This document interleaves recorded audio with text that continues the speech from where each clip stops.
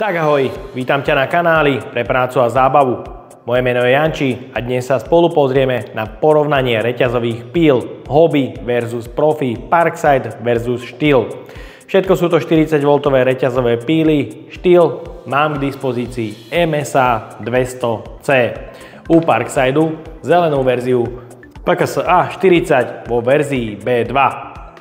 Čo sa týka porovnania výkonu, rýchlosti, obidve používajú brushless motor, MSA 200, 36V platforma, Parkside rovnako 40V platforma, je to vlastne to isté, rozdiel je použitie jednej batérie u Stihlu a dvoch akumulátorov u Parksideu.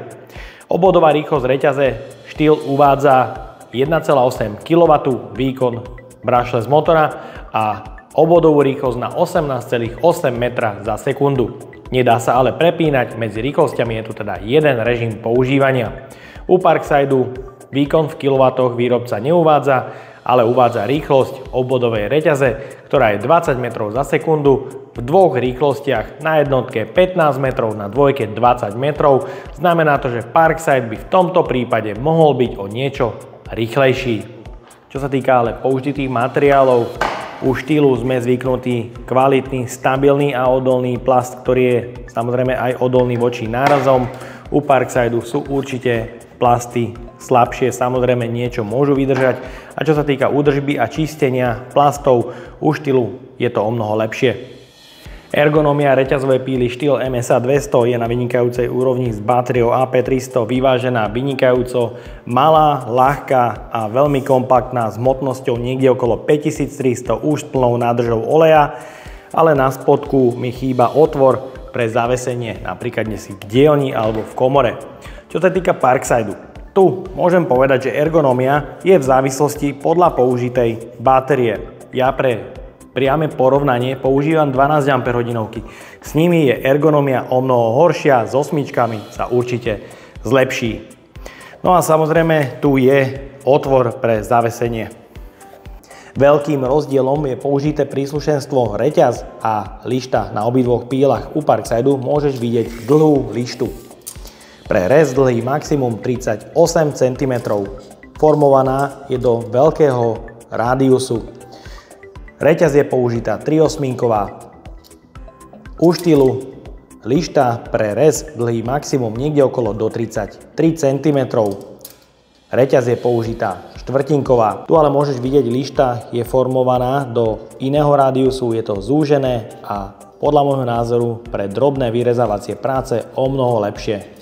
U obidvoch modelov beznástrojový systém demontáže bočného krytu a taktiež napínania reťaze.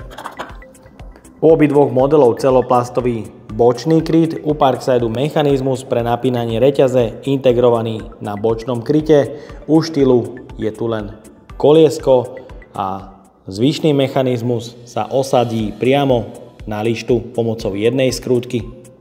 Pod krytom u Stihlu veľké ozubené koliesko pre vedenie reťaze, otvor pre centrálne mazanie reťaze, ktoré nemá gumové tesnenie, teda nemáš čo stratiť, uchytený kryt cez jednu skrutku a 6-zubý drapák, ktorého zuby sú formované do hornej strany, čiže sa nakláňajú. U Parksideu menšie vodiace koliesko, gumové tesnenie pre mazanie, ktoré bohužiaľ rovnako nie je možné nastaviť centrálne, kryt uchytený pomocou jednej skrutky a 5-zubý drapák, ktorého zuby sú formované priamo dopredu.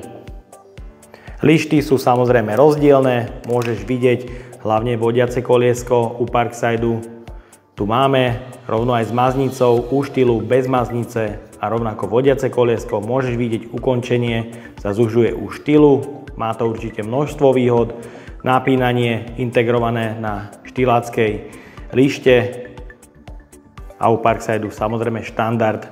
Obidve lišty je potrebné pre rovnomerné opotrebovanie otáčať. Rozdielne sú samozrejme aj reťaze. Parkside používa 3/8-kovú štandardnú reťaz s vodiacimi zubmi pre drážku 1,1 mm a počet zubov 56. Stihl používa 4/kovú reťaz, počet zubov 72, rovnako pre vodiacu drážku 1,1 mm. Samozrejmosťou u obidvoch modelov je kontrola spätného rázu. U Parksideu aj so zvukovou signalizáciou. U štýlu bez zvukovej signalizácie. Ovládací panel u Parksideu pre kontrolu stavu nabitia batérie a regulácia rýchlosti. Jednotka 15 metrov za sekundu, dvojka 20 metrov za sekundu. U štýlu kontrola stavu nabitia priamo na akumulátore a bohužiaľ iba jedna rýchlosť 18,8 metra. U obidvoch modelov pogumovaná rukoveď a bezpečnostné tlačítko proti náhodnému spusteniu.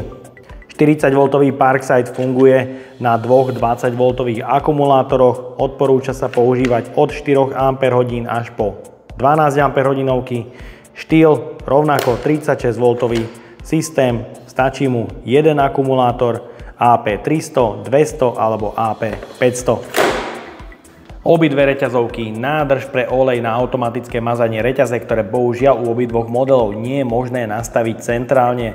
U obidvoch modelov transparentná nádržka, teda priehľadná, veko na závite, veko na štvrtinkovom závite, ktoré odistíš o mnoho rýchlejšie, objem 180 ml u Parksideu a štýl 210 ml. Maximálne otáčky výkonného branša z motora sú u obidvoch modelov takmer totožné, niekde okolo do 11 000. Nájdeš tu aj piktogramy o správnom uložení reťaze. Centrálny otvor pre mazanie u Parksideu, je tu integrovaná gumička. Môže to byť lepšie alebo horšie, ťažko povedať. Ak pílu budeš čistiť v lese alebo kdekoľvek a stratíš gumičku, prestane ti píla samozrejme mazať. U štýlu je to vyriešené jednoduchým dotlačením lišty na plastový výlisok, takže nič nestratíš. Ďalej sa pozrieme aj na hmotnosť už s osadenými batériami a nádržou oleja. S batériou AP300 štýl iba 5300 gramov. Parkside nádrž plná oleja a 2x12 Ah batéria, tu je hmotnosť robustných 6950 gramov. V pílach je naliatý olej na mazanie reťaze, obidve reťazovky položím na čistý kartón, aby sa zistila prípadná netesnosť alebo drobný únik mazacieho oleja. Do ďalšieho dňa som obidve reťazovky nehal uložené s plnými nádržami. Na kartóne je vidieť únik oleja u Parksideu a štýl je krásne suchý. Čo sa týka ceny samotného stroja, štýl s dvojročnou zárukou cena 400 €, Parkside s trojročnou zárukou cena 110 €. Pre kontinuálne používanie reťazovej píly štýl potrebuješ dva akumulátory minimálne AP200. Ja mám k dispozícii 300-kovú batériu, ktorá je samozrejme blombovaná pre záruku. Osadených je 30 článkov, zrejme 18650. Ak by si chcel dve takéto batérie, tu je cena jedného kusu 300 € za kus, ale jarná a jesenná akcia sú k dispozícii niekedy dva kusy za cenu jedného, takže za dva kusy dáš 300 €, čo už podľa môjho názoru je výborný nákup, pretože napríklad u Parksideu pre kontinuálne používanie potrebuješ 4 akumulátory. Ak by si siahol po 4 12 Ah, tu sa dostaneš kľudne na 280 € za 4 batérie a samozrejme u osmičiek to môže byť do 200 €. Pre rýchlu a kontinuálnu prácu u obidvoch modelov potrebuješ rýchlo nabíjačky u štýlu AL501, ktorá nabije AP300 už za 45 minút, nabíja veľmi rýchlo 12 A, maximum 570 W, jej cena je niekde okolo 200 €. U Parksideu potrebuješ pre nabíjanie dve nabíjačky, najlepšie Smart, 12 Ah teda nabiješ za 90 minút a 8 Ah za 48 minút. Cena jedného kusu je 50 €. Ceny kompletov teda nie sú žiadna sranda. U Profi štýl je to niekde od 900 € v závislosti od jarnej alebo jesenej akcie a u Hobby Parksideu to taktiež podľa výberu batérií môže siahať kľudne aj na 480 €. Ďalej sa pozrieme na hlučnosť.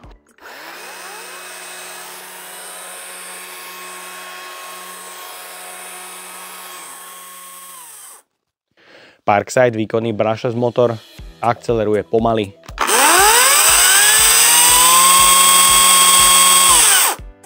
nábeh na maximálne otáčky trvá zhruba 2-3 sekundy a zastavenie je do 2 sekúnd.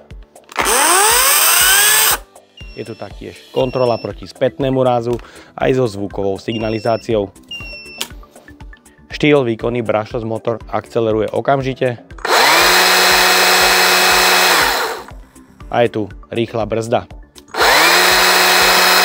Rovnako kontrola proti spätnému rázu bez zvukovej signalizácie. Ďalej vyskúšame mazanie.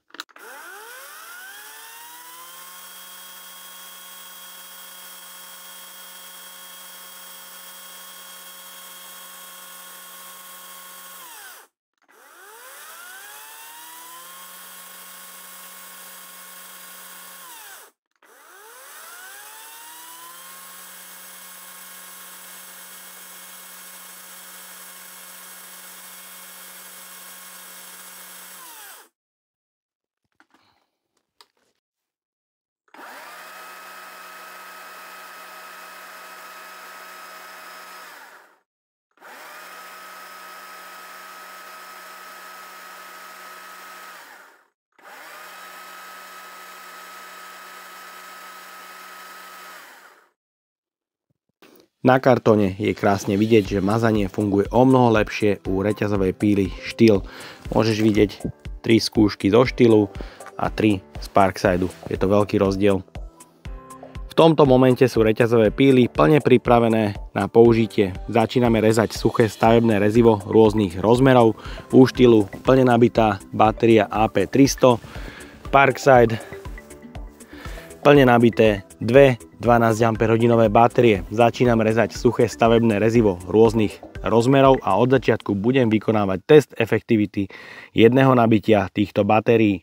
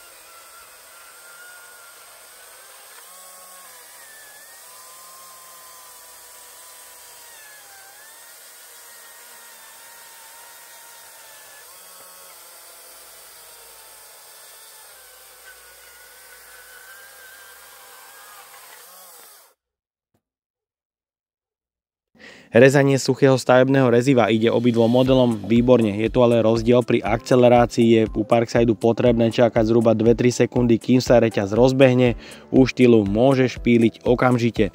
Taktiež je vidieť rozdiel v hrúbke rezu, kde delenie reťaze u Štýlu robí tenučký rez, ale aj čistý a samozrejme dokážeš robiť presnejšie. U Parkside delenie 3/8 robí hrubší rez. Na pílenie toho máme pripraveného dneska až tvrdé agatové drevo. Dve pílky, s ktorými som napílil iba suché stavebné rezivo. Takže dáme si to poriadne do porovnania. Niekoľkokrát vybijeme baterky a uvidíme, koľko z tejto kopy odbudne. Je tu toho viac ako dosť.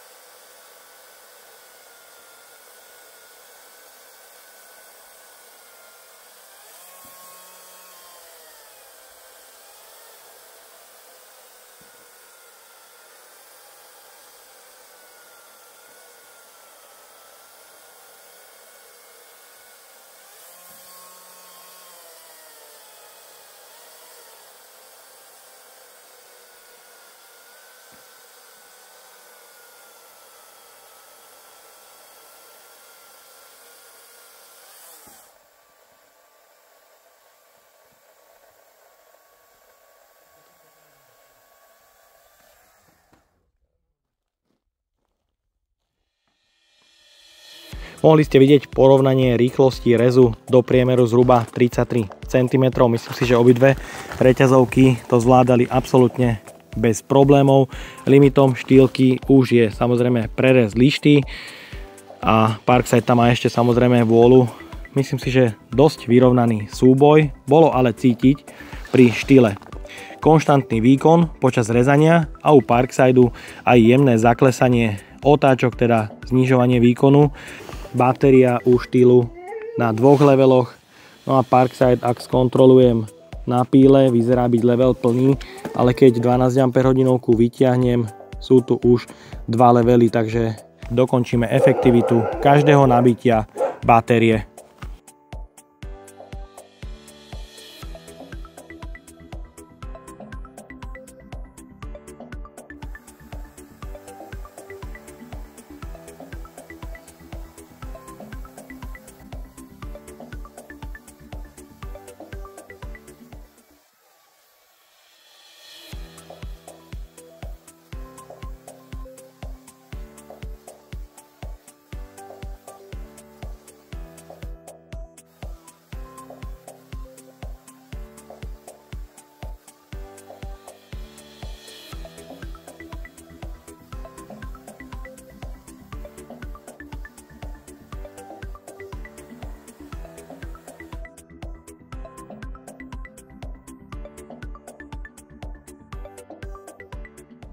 Prvé zastavenie u píly štýl, mohol si počúvať aj spomalenie otáčok.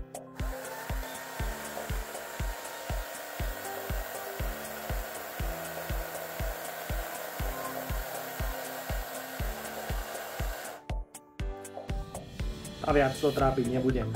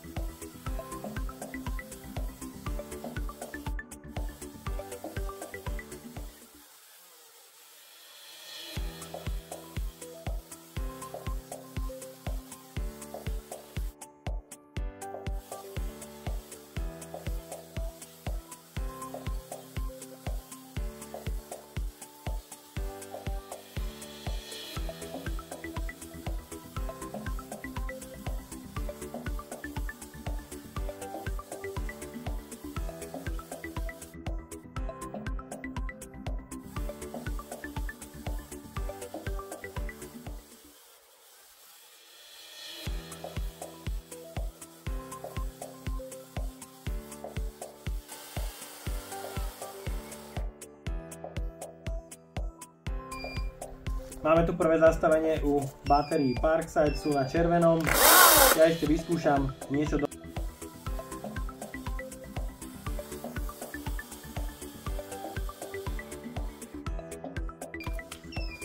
Ďalšie zastavenie a viac to trápiť nebudem, považujem to za konečnú.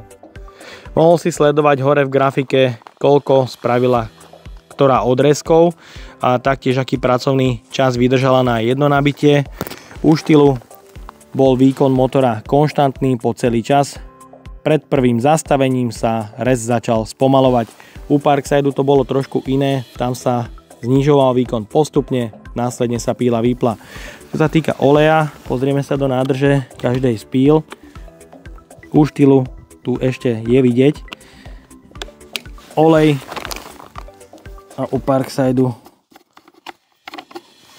tu ešte oleja až. No a teraz vyskúšame mazanie po takomto nepretržitom používaní. Ďalej pokračujem s pílou štýl špalkovať na zhruba 30 cm dlhé kusy.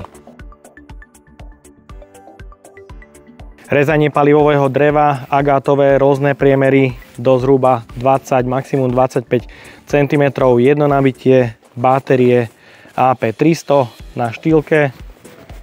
Batéria aktuálne vybitá. No a podľa môjho názoru sa táto kôpka môže rovnať bez akýchkoľvek problémov reťazovej píle so spaľovacím motorom. Ďalej pokračujem s reťazovou pílou Parkside. Pripravil som plne nabité, tentokrát 8 Ah batérie. Uvidíme, koľko z nich dokáže napíliť.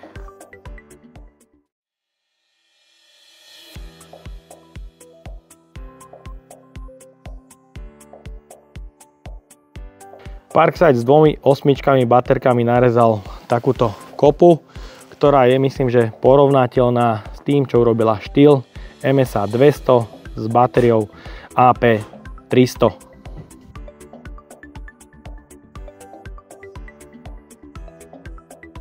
Jedno vybitie batériek na Stihlke a jedno vybitie batériek na Parkside. Z tejto veľkej kopy dreva tu zostalo ešte, myslím, že celkom dosť. Teraz pokračujem plne nabitými 12 Ah batériami a uvidíme, aká kopa tam ešte ostane.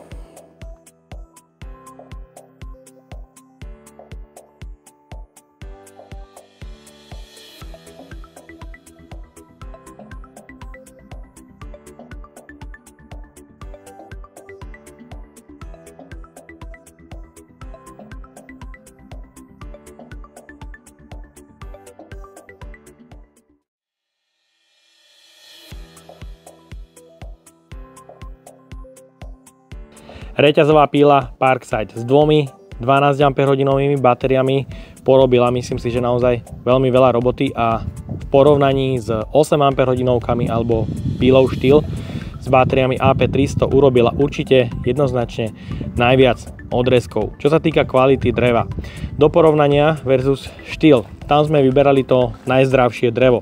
Toto, ktoré sme pílili, už nie je boh vie čo. Je to vidieť, že je to druhá trieda, kde drevo nie je absolútne zdravé, takže tých odrezkov je aj z tohto dôvodu až tak veľa, ale myslím si aj tak, že je to vynikajúci výkon na batériové náradie. Absolútne som dnes po obede netušil, že táto kopa, ktorá tu bola agátového dreva, že zmizne a dohromady nám na to stačila 1x 12 Ah, 1x 8 Ah u Parksideu a 1x vybitie Stihlu z AP300.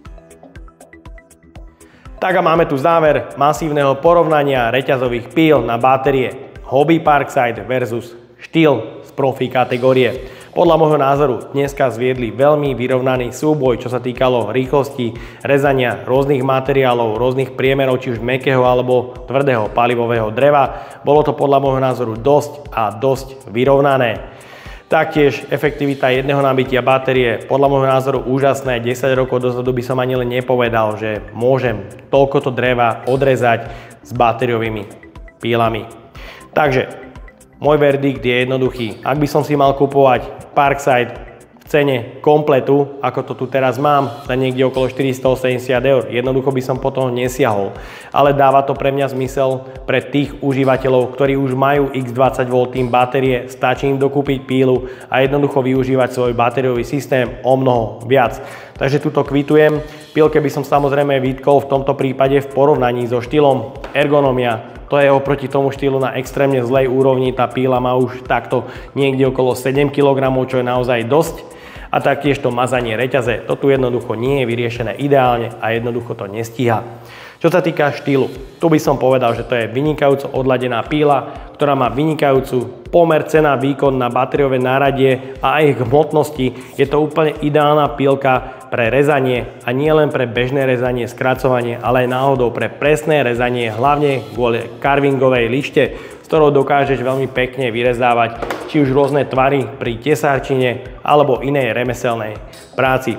Takže podľa môjho názoru veľmi vyrovnaný súboj a každý z vás si môže po zliadnutí tohto videa rozhodnúť, ktorá reťazová píla je práve pre teba. Takže ja dúfam, že sa ti dnešné video páčilo. Ak áno, daj like, potvrď odber a zvonček alebo sa pripoj k členstvu, kde nájdeš kopec extra recenzií naviac. Ahoj!